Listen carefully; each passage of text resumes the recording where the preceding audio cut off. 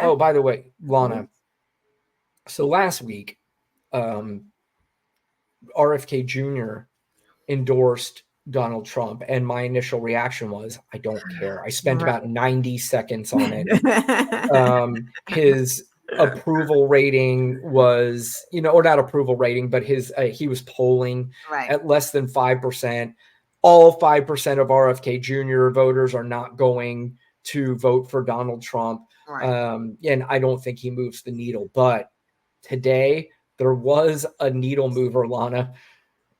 And I don't know how Kamala Harris might want to drop out of the race because Tulsi Gabbard threw her name in and said that she is now.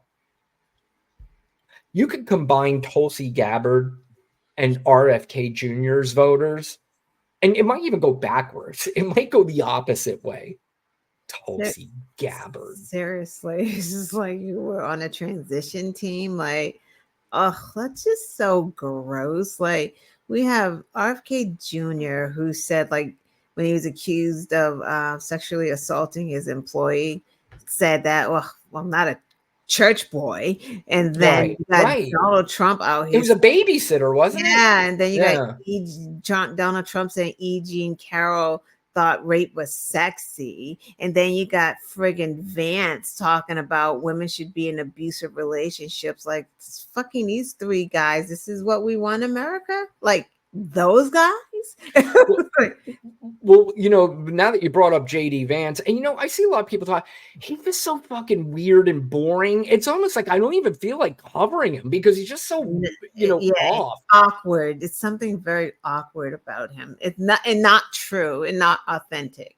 Yeah, but he was just caught on mic recently and have this clip. He can't get over this thing of people who don't have kids. He is obsessed with people who don't have kids. Here's another one where he was just caught today that I saw. The conservative idea is that parents and families should determine what children learn, what values they are brought up with. So many of the leaders of the left, and I hate to be so personal about this, but they're people without kids trying to brainwash the minds of our children. And that really disorients me and it really disturbs me. Randy Weingarten, who's the head of the most powerful teachers union in the country, she doesn't have a single child. If she wants to brainwash and destroy the minds of children, she should have some of her own and leave ours the hell alone. Yeah, I mean, I don't know this obsession with, people who don't have biological children. This is also coming from the party who aren't they the kings and queens of adopting children? No. Have that baby, have that rape baby. If people want it, put it up for adoption. But what kills me is that they put it into a right and left thing. So these Trumpists and MAGAs can just eat that dumbness up because it's like, it's not right and left. Like all Republican women don't have children. Like all Republican women don't have children. Like that is it's mind boggling. All Democratic women aren't choosing not to have children. Like what the fuck are y'all talking about out here in these streets? It don't make sense. It's like Republican women need abortions too, or abortion care too. They use IVF too. Like they get raped too. Like what's wrong with y'all? It's not left and right. Like philosophy person talking about RFK Jr. when he was accused of sexual assault. Wasn't he on the left? Who the fuck cares?